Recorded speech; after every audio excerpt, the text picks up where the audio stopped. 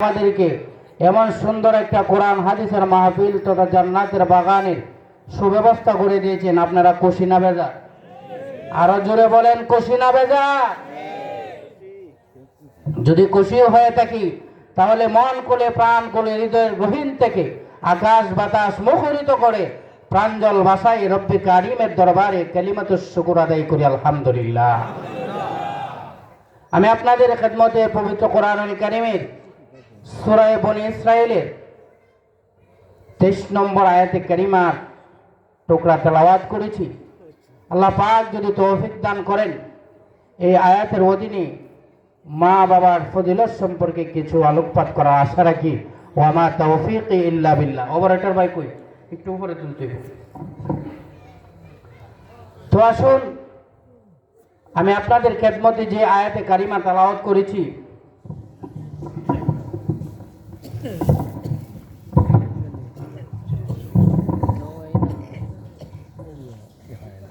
মা বাবার ফজিলত ও গুরুত্ব সম্পর্কে।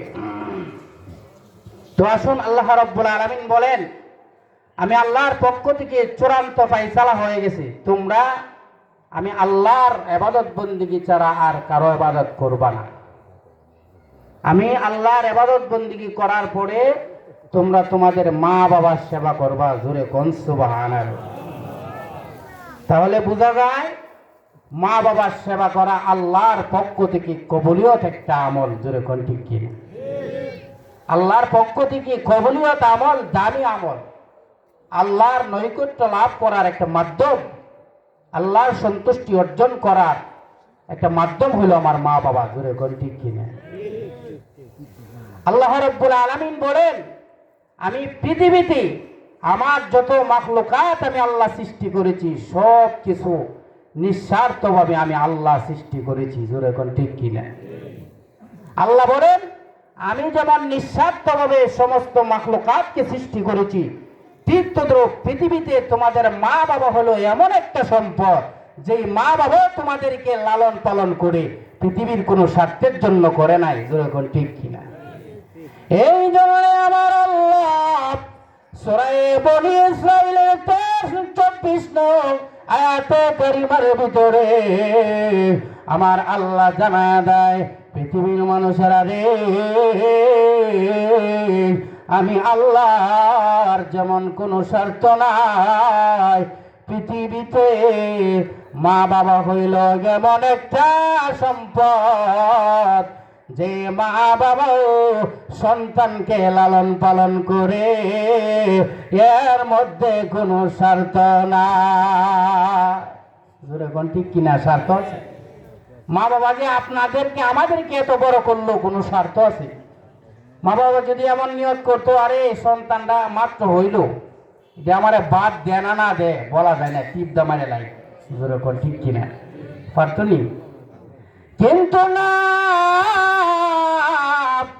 আমার মা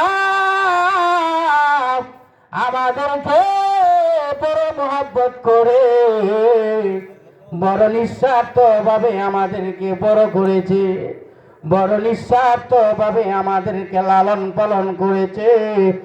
একমাত্র নিঃস্বার্থ ভাবে মহব্বতে আমাদের মা বাবা আমাদেরকে লালন পালন করেছে। ঠিক কিনা বলে? এই জন্য বিশ্ব নবী মুহাম্মদুর রাসূলুল্লাহ সাল্লাল্লাহু আলাইহি ওয়াসাল্লাম হাদিস শরীফের ভিতরে আমার নবী ফরমান, রে আমার উম্মতেরা শোনো, তোমরা যদি তোমাদের মা বাবার চেহারার দিকে একবার তাকাইতে পারো রে, আমার আল্লাহ তোমাদের আমল নামায় একটা কবুল হজের সওয়াব দান করবে। সুবহানাল্লাহ। কি কালকা সওয়ালে করবে নাকি নাস্তা খায়? আরো জোরে বলেন সুবহানাল্লাহ। আল্লাহ নবী বলেন, আমার মার উম্মতেরা, তোমরা যদি তোমাদের মা বাবার চারিদিকে নেক নজরে একবার তাকাইতে পারো রে, আমার আল্লাহ তোমাদের আমল নামায় একটা কবুল হজের সওয়াব দিবে। সাহাবায়ে কেরাম প্রশ্ন করেন, ইয়া রাসূলুল্লাহ, ইয়া হাবিবাল্লাহ, ওগো আল্লাহর পয়গম্বর, সহজ একটা আমল বলছেন গো নবী। ও নবী, তাহলে তো আমরা প্রতিদিন আমাদের বাড়িতে যাইয়া মা বাবার চেহারার দিকে দৈনিক 100বার তাকাইব। হুজুর এখন কতবার?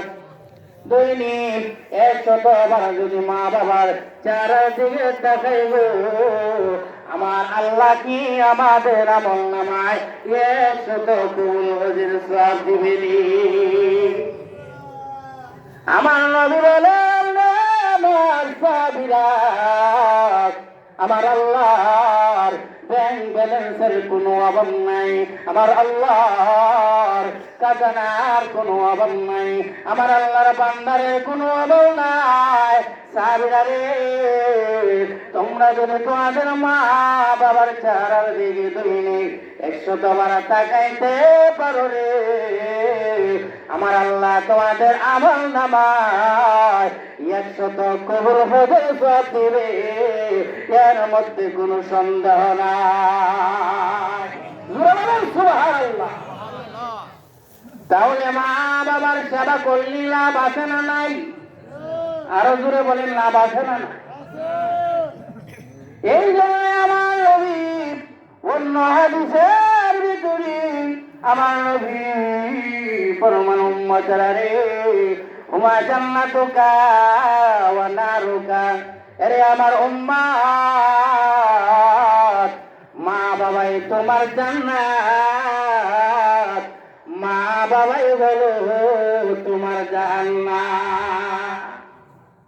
আরে আমার উম্মতরা শুনো, তোমরা যদি তোমাদের মা বাবার সেবা করতে পারো রে, আমার আল্লাহ তোমাদের আমল নামায় জান্নাতের নিয়ামত লিখে দিবে। জোরে কোন সুবহানাল্লাহ। মা বাবার সেবা করি, মা বাবাকে যদি খুশি করতে পারো, আমার স্বয়ং আল্লাহ তোমার প্রতি খুশি হয়ে যাবে। আর যদি তোমার মা বাবা তোমার প্রতি অসন্তুষ্ট থাকে, মহান আল্লাহ তোমার প্রতি অসন্তুষ্ট হয়ে যাবে। এই জন্য নবী বলে, উম্মতরা রে, মা বাবাই তোমার জান্নাত, মা বাবাই হইল তোমার জাহান্নাম। অন্য হাদিসে আল্লাহ নবী বিশ্ব নবী রাহমাতুল আলামিন ফরমান, এরে আমার মায়ের উম্মতেরা, তোমরা যদি প্রতি শুক্রবারে মা বাবার কবর জিয়ারত করি, মা বাবার জন্য দোয়া পাঠাইতে পারো রে, আমার আল্লাহ তোমাকে এবং তোমার মা বাবাকে মহান আল্লাহ জাহান্নাম থেকে মুক্তি করে দেবে। আরো জোরে বলেন সুবহানাল্লাহ। শুধু তাই নয়, আল্লাহ নবী বিশ্ব নবী রাহমাতুল আলামিনের কাছে এক সাহাবী এসে বলেন, নবী গো, সবচেয়ে সৌজন্যমূলক ব্যবহারের অধিকার কে? আল্লাহ নবী বলেন, উম্মুকা। কে? উম্মুকা তোমার মা। সাহাবী বলেন, এর পরে কে? আল্লাহর নবী বলেন, উম্মুকা তোমার মা। এরপরে আবারও বলেন সাহাবী, এরপরে কি? আল্লাহর নবী বলেন, উম্মুকা। 3বার নবী বলেন মার কথা। চতুর্থবারে সাহাবী বলে, ইয়া রাসূলুল্লাহ, এরপরে কে গো নবী? আল্লাহ নবী বলেন, সাহাবী রে, এরপরে হইল তোমার আবুকা, তোমার পিতা। কে? তোমার পিতা। আল্লাহ নবী বিশ্ব নবী রাহমাতুল লিল আলামিন হাদিস শরীফের ভিতরে 3বার মার কথা বলেছেন। কয়বার বলছেন মার কথা? তিনবার বলেছেন মার কথা, আর একবার বলেছেন আমার বাবার কথা। এই হাদিসের ব্যাখ্যায় মুহাদ্দিসানে কেরাম লেখেন, তিনবার কেন আমার নবী মার কথা বললেন, একবার কেন আমার নবী বাবার কথা বললেন? মুহাদ্দিসানে কেরাম বলেন, তিনটা কষ্ট আমার মা করেছে। সুবহানাল্লাহ, পড়না পড়না।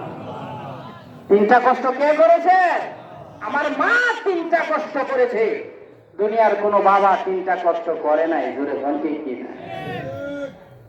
আমার মা তিনটা কষ্ট করেছে। আমরা যখন মায়ের পেটে পড়েছি, আমার মা 10 মাস 10 দিন আমাদেরকে পেটের মধ্যে ধারণ করেছে। জোরে বলেন ঠিক কিনা? 10 মাস 10 দিন আমার মা পেটের মধ্যে ধারণ করে কত কষ্ট আমার মা করেছিল, দুনিয়ার কোনো বাবা করে নাই। আপনি আমি যখন আমার মার পেটের মধ্যে ছিলাম, আমার মা আপনাকে আমাকে নিয়ে খাইতে পারে না, চলতে পারে না, জোরে কোন ঠিক কিনা? আমার মা খাবার নিয়ে বসেছিল, খাবার সামনে লঙ্কা মুখে দিবি, এই মুহূর্তে আপনি আমার মায়ের কলিজার মধ্যে লাঠি মারছিলেন। আমার মা পেট ব্যথা শুরু হয়ে গেছে রে যুবক, জোরে কোন ঠিক কিনা? আমার মা পেট ব্যথা শুরু হয়ে যায়, আমার মা খাইতে পারে না, খাইতে পারে না। আমার মা খাবার রেখে বিছানার মধ্যে আমার মা শুয়ে যায়, আমার মার খাইতে পারে না, না খাইতে খাইতে আমার মার মুখটা যেন শুকায় গেছে, শরীরটা যেন কঙ্কালের মতো হয়ে গেছে। এমন কষ্ট করে রে যুবক আমাদের মা বাবা। আমার মা আপনাকে আমাকে 10 মাস 10 দিন পেটের ভিতরে রাখতে, জুড়ে কোন ঠিক কিনা? তাহলে আমার যুবক ভাইরা, এরপরে ওই মাকে যারা কষ্ট দিবে আল্লাহ কিন্তু সহ্য করতে পারবে না, জোরে কোন ঠিক কিনা? মা বাবাকে কষ্ট দিলে আমার আল্লাহ তা সহ্য করতে পারে না। 10 মাস 10 দিন আমার মা আপনাকে আমাকে বড় কষ্ট করে পেটের ভিতরে রেখেছে, জোরে কোন ঠিক কিনা? 1 নম্বর কষ্ট। 2 নম্বর কষ্ট হলো শুধু পেটের ভিতরে রেখে শেষ না, আপনি আমি যখন দুনিয়াতে আসবো, জন্মগ্রহণ যখন করব, মার প্রসব বেদনা শুরু হয়ে যায়, জোরে কোন ঠিক কিনা? প্রসব বেদনা মায়ের শুরু হয়ে গেছে, আমার মা বেহুশ হয়ে গেছে, প্রসব বেদনায় আমার মা বেহুশ হয়ে গেছে। রে যুবক, শুধু তা নয়, প্রসবের সময় রে আমার অনেক মায়েরা দুনিয়া থেকে বিদায় হয়ে যায়, ঠিক কিনা? বিদায় হয় না? অনেকে দুনিয়া থেকে বিদায় হয়ে যায়, সন্তানকে দুনিয়ার মুখ দেখানোর জন্য অনেক মা দুনিয়া থেকে বিদায় হয়ে গেছে। এর যুবক, এরপরও যারা মা বাবাকে কষ্ট দিবে রে, আল্লাহর আদালতে, আল্লাহর আরশে আযিমে তোমার কোন ইবাদত আল্লাহর কাছে কবুল হবে না। এরপরে আপনি আমি মায়ের পেট থেকে প্রসব করে দুনিয়াতে আসলাম।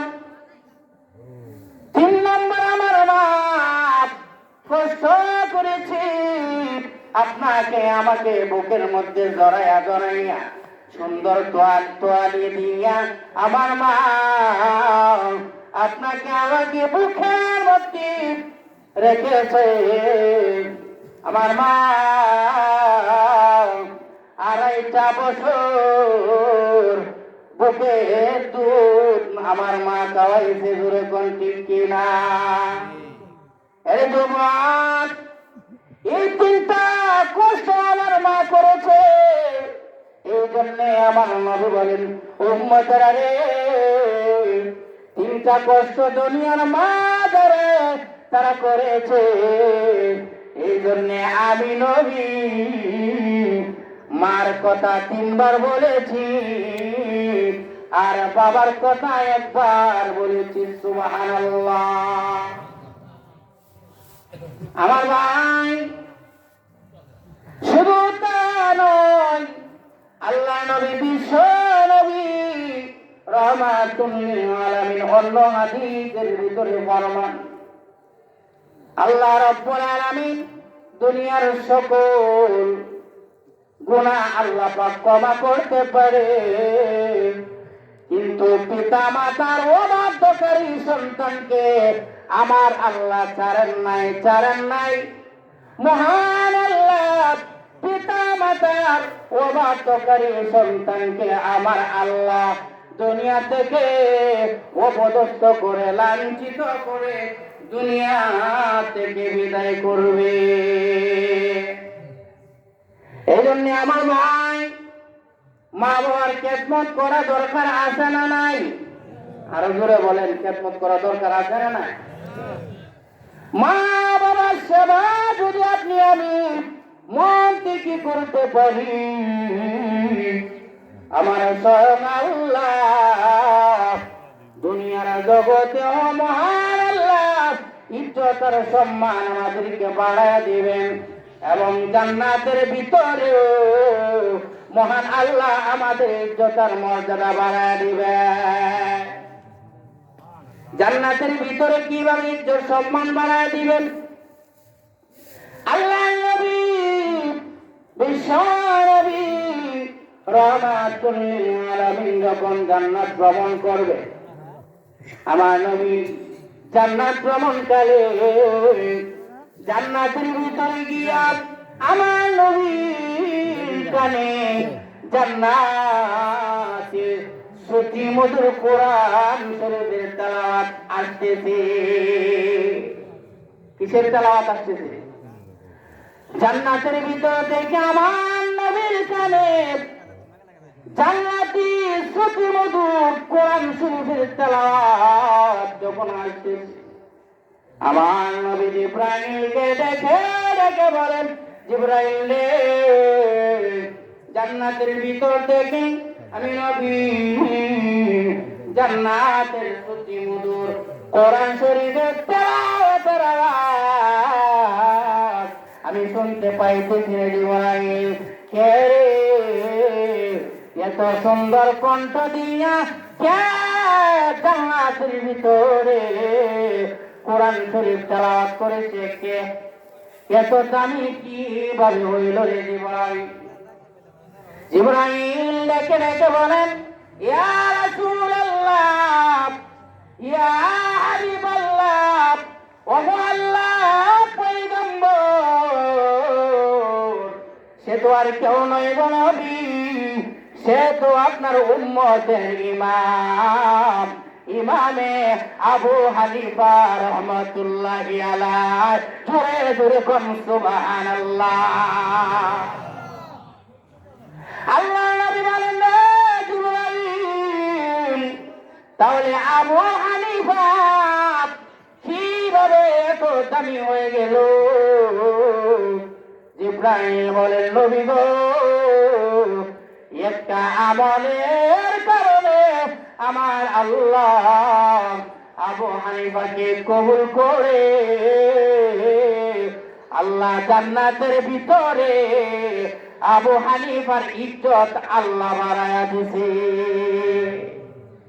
ইয়া রাসূলুল্লাহ, ইয়া হাবিবাল্লাহ, ও আল্লাহর নবী, ওই আবু হানিফা দুনিয়াতে তার মা বাবার সেবা করতো। জোরে কন্যা সুবহানাল্লাহ।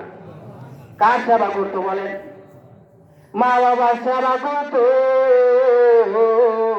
ওই ইমামে আবু হানিফা মা বাবার পায়ে শীতের কনকনে মৌসুমে আবু হানিফা মা বাবার পায়ে তেল মালিশ করে দিত। মা বাবার পায়ে শীতের কনকনে মৌসুমে আবু হানিফা রহমতুল্লাহ আলাইহ তেল মালিশ করে দিয়েছে। জোরে কন্যা সুবহানাল্লাহ। মা বাবার সেবা করার কারণে আমার আল্লাহ ইমামে আবু হানিফাকে আমার আল্লাহ কবুল করে, মঞ্জুর করে।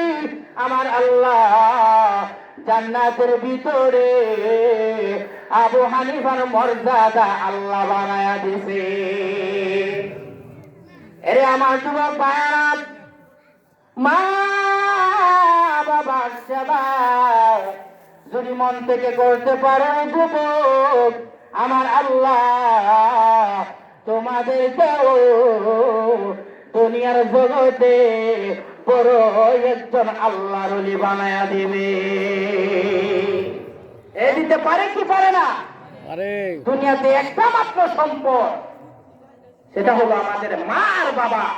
মা বাবার দোয়া করতে দেরি আল্লাহর আরশে আযিমে দোয়াটা উঠতে একটা মুহূর্ত দেরি নাই। জোরে কন্যা সুবহানাল্লাহ। কেমন মা বাবার দোয়া কবুল? মা বাবার দোয়ার কারণে আমার আল্লাহ মৃত সন্তানকে মহান আল্লাহ জীবিত করে দিবে। দুনিয়াতে কি এমন কোন তন্ত্রমন্ত্র আসেনি মৃত লোককে জীবিত করব? এমন কি কোন তন্ত্রমন্ত্র দুনিয়াতে আছে? কোন কিছু নাই। কিন্তু আমার মা বাবার দোয়ায় মৃত সন্তান জীবিত হয়ে গেছে। জোরে কন্যা সুবহানাল্লাহ।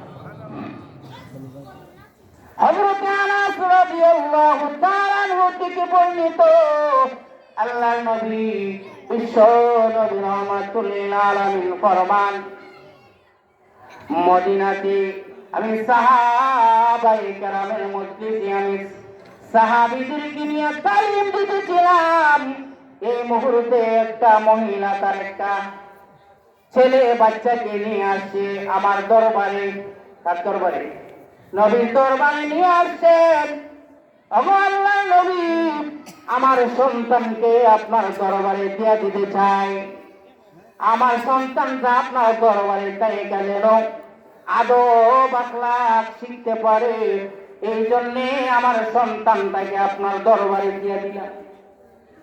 মহিলা এই সন্তানটাকে দিয়ে চলে গেলেন। কিছুদিনের ভিতরে মদিনার মধ্যে মহামারী দেখা দিল, রোগ দেখা দিল। মহামারী রোগের কারণে ওই ছোট্ট বাচ্চাটা আস্তে আস্তে দুনিয়া থেকে বিদায় হয়ে গেল। আল্লাহর নবী ওই ছোট্ট বাচ্চার চক্ষুটাকে আমার নবী নিজ হাতে লাগায় দিলেন। আমার নবী বলেন, সাহাবীরা রে, তার মা বড় সব করে আমাদের দরবারে দেয়া গেছে। ও আমার সাহাবীরা, সন্তানকে কবরে দেওয়ার আগে তার মাকে কবর দাও, মা যেন সন্তানের মুখটা দেখতে পারে। আমার মুরব্বী বাবারা, ও আমার যুবক ভাইরা, দিলের কান লাগায়া কথাগুলি শুনবা, আমলের নিয়তে কথাগুলি শুনবা। আমার ভাই, ওই ছোট্ট বাচ্চার মাকে যখন কবর দেওয়া হলো, ওই মা নবীর দরবারে আইসা দেখেন সন্তানটা দুনিয়া থেকে বিদায় হয়ে গেছে। সন্তানটা বিদায় হয়ে গেছে। মা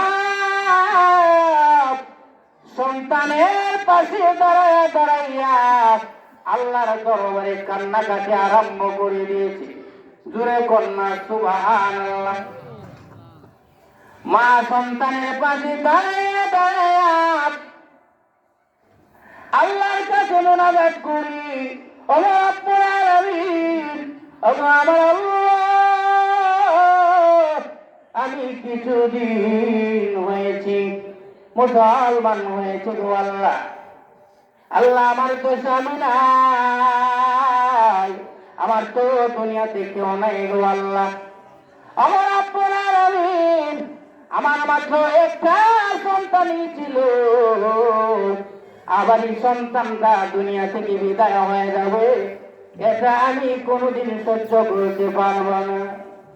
আমার আল্লাহ, আমার সন্তানটাকে তুমি এই মুহূর্তে জীবিত করে দাও। জোরে কন্যা আল্লাহু আকবার। এ ভাই, মার দোয়ার পাওয়ার আছে না নাই? আরো জোরে বলেন, পাওয়ার আছে না না? আমার মা যখন ওই মৃত্যু সন্তানের পাশে দাঁড়াইয়া দাঁড়াইয়া যখন মা বিনা বিনা যখন কান্দি, তখন ওই মার কান্না আল্লাহর আরশে আজিম পৌঁছে গেছে, আল্লাহর আরশে আজিম কম্পন শুরু হয়ে গেছে। আমার আল্লাহ ডাক দিয়া বলবেন, রে মহিলা, কান্দিস না রে, আর কান্দিস না, কান্দতে হবে না, তোর কান্না আমি সহ্য করতে পারি না।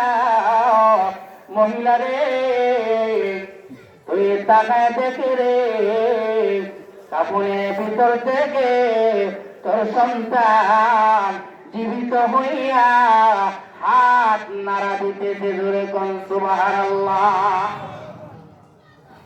ওই মা দোয়া করতে মৃত সন্তান কাফনের ভিতর থেকে মাথা নাড়া দিয়া উঠতে একটা মুহূর্ত দেরি হয় না। কার দোয়া বলেন, কার দোয়া? মার দোয়ায় মৃত সন্তান জীবিত হয়ে গেলেন, সাথে সাথে ওই সন্তানটা জীবিত হয়ে গেছে। জোরে কোন সুবহানাল্লাহ।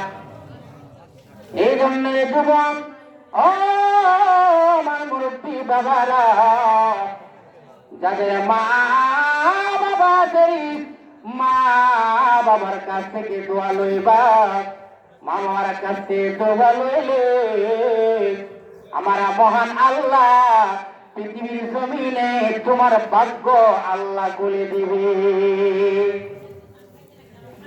কিভাবে আমার আল্লাহ তোমার ভাগ্য খুলে দিবে? এই সন্তান, আমার মা বাবা এমন একটা সম্পদ, ওই মা বাবার সেবা যদি করতে পারো রে যুবক, আমার মহান আল্লাহ অল্প দিনের মধ্যে তোমাকে ধনী বানায় দিবে।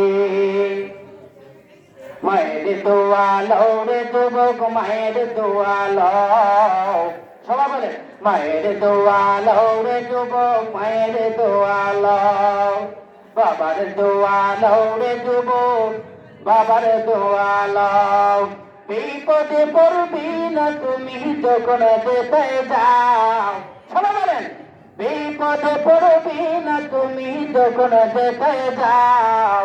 মায়ের দোয়া লও রে যুবক, মায়ের দোয়া লও। মায়ের দোয়া লও রে যুবক, মায়ের দোয়া লও। একটি গ্লাস পানি পানে বাইজি দাড়ি খুলে তুলে হাত তোলে মা বলেন, বাইজিকে বলে বানাও।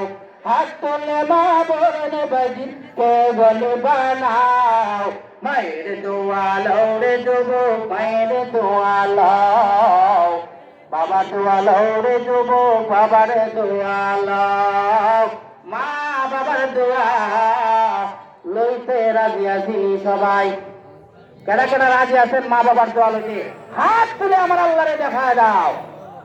আমার আল্লাহ, তুমি যুবক ভাইদেরকে কবুল করো, মঞ্জুর করো, যাদের মা বাবা আছে, মা বাবার হায়াতে বরকত দাও, মা বাবার সেবা যেন করতে পারি, সেই তৌফিক আল্লাহ তুমি দান করো। জোরে বলুন সুবহানাল্লাহ। আমিন। যাদের মা বাবা নাই, আপনারা প্রতি শুক্রবারে জুমার নামাজের পরে মা বাবার কবরে জিয়ারত করে মা বাবার কবরে আপনারা সব পৌঁছাবেন। জোরে বলুন সুবহানাল্লাহ। এর দ্বারা আমার আল্লাহ আপনাকে এবং আপনার মা বাবাকে জাহান্নাম থেকে মহান আল্লাহ মুক্তি করে দিবেন। জোরে বলুন সুবহানাল্লাহ। এই জন্য মা বাবার সেবা যদি আপনি আমি করতে পারি, আমার মহান আল্লাহ দুনিয়াতে আপনাকে আমাকে আল্লাহর বড় ওলি বানায়া দিবে। হযরত কাজী মঈনুদ্দিন চিশতি রাহমাতুল্লাহ নাম আপনারা শুনছেন। কাজী মঈনুদ্দিন চিশতি রাহমাতুল্লাহ কত বড় মাপের একজন আল্লাহর ওলি ছিলেন। মঈনুদ্দিন চিশতি রাহমাতুল্লাহ ওলি হইতেন মা বাবার দোয়ায়। কার দোয়ায় বলেন? মা বাবার দোয়ায় কাজী মঈনুদ্দিন চিশতি রাহমাতুল্লাহ ওলি হয়েছে। একদিন হযরত মঈনুদ্দিন চিশতি রাহমাতুল্লাহ বাইর হয়েছেন আপনার দ্বীনের কাজে কালিমার দাওয়াত দেওয়ার জন্য বাইর হয়েছেন। তখন আপনার মঈনুদ্দিন চিশতির হাতে ৯০,০০০ মানুষ কালিমা পড়ে মুসলমান হয়ে গেছেন। চিল্লায় এখন আল্লাহু আকবার।